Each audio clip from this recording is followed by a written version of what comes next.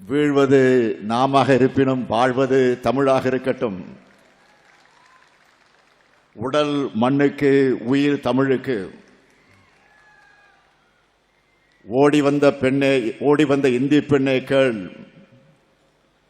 நீ தேடி வந்த கோழையுள்ள நாடிதல்லவே என்று முழக்கங்களை எழுப்பி தமிழ்நாட்டின் தெருக்கல்ல திரண்டு வந்து தங்கள் இன்னுயிரை தந்து தமிழை காத்த மொழிப்போர் மறவர்களுக்கு முதல்ல என்னுடைய வீர வணக்கம், தமிழ் வணக்கம். தமிழ் தாயின் தியாக பிள்ளைகளே, தலைப்பிள்ளைகளே, உங்களை வணங்குகிறேன். இன்று காலை மூலக்கொத்தளத்திலே மொழிப்போரின் முதல் தியாகிகளாக இருக்கக்கூடிய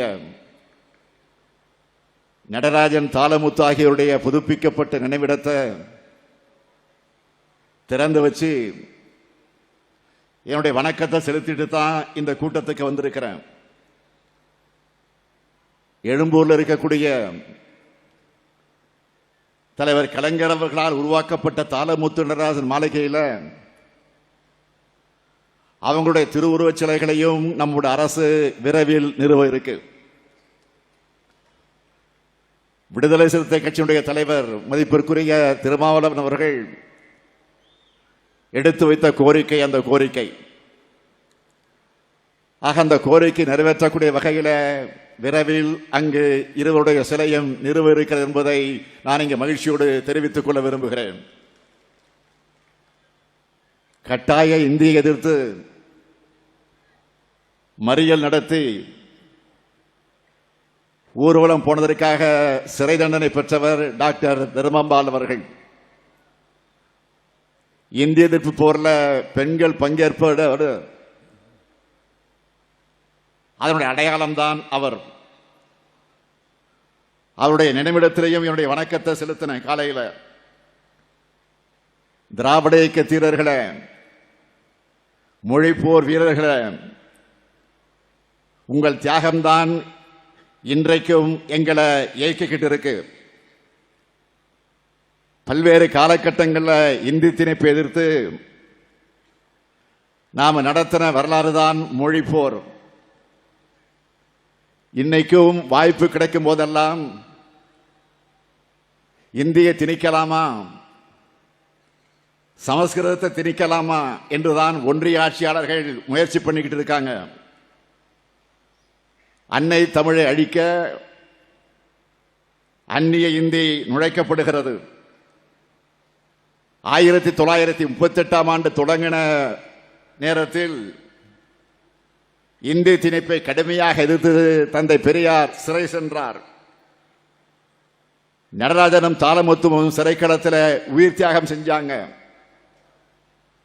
இது அரசியல் போராட்டம் அல்ல, பண்பாட்டு போராட்டம்னு தந்தை பெரியார் சொன்னார், அடையாளப்படுத்தினார்.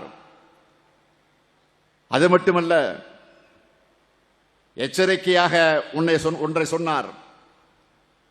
இந்தியை அல்ல, எத்தனை மொழிகள் திணிச்சாலும் நாம் தமிழ் அழிந்து விடாது, ஆனால் தமிழனின் பண்பாடு அழிந்து போகும்னு சொன்னார்.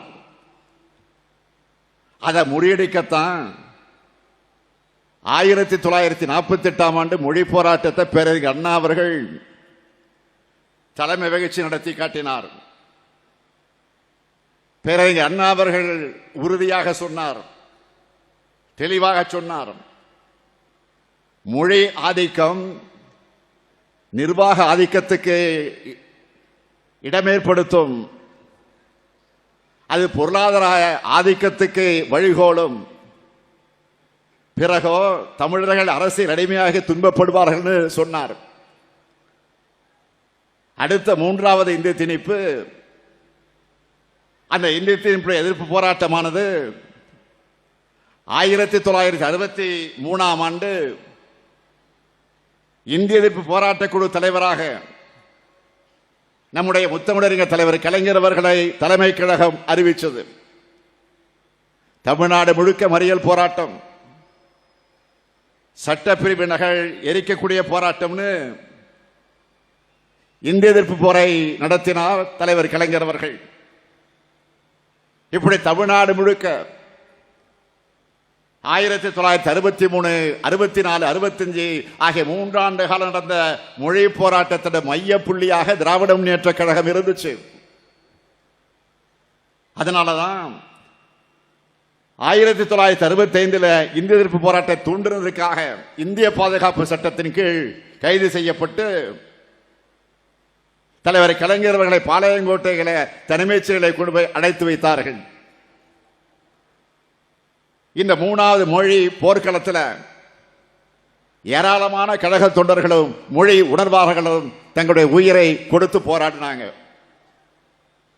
கீழப்புழுவு சின்னசாமி, கோடம்பாக்கம் சிவலிங்கம், விருகம்பாக்கம் அரங்கநாதன், கீரனூர் முத்து, ஐயம்பாளையம் ஆசிரியர் வீரப்பன், சத்தியமங்கலம் முத்து, மயிலாடுதுறை சாரங்கபாணி, சிவகங்கை மாணவர் ராஜேந்திரன், விராலிமலை சண்முகம், பீளமேடு தண்டபாணின்னு ஏராளமான வீரர்கள் இந்த போர்க்களத்தில் தங்களுடைய உயிரை கொடுத்தாங்க.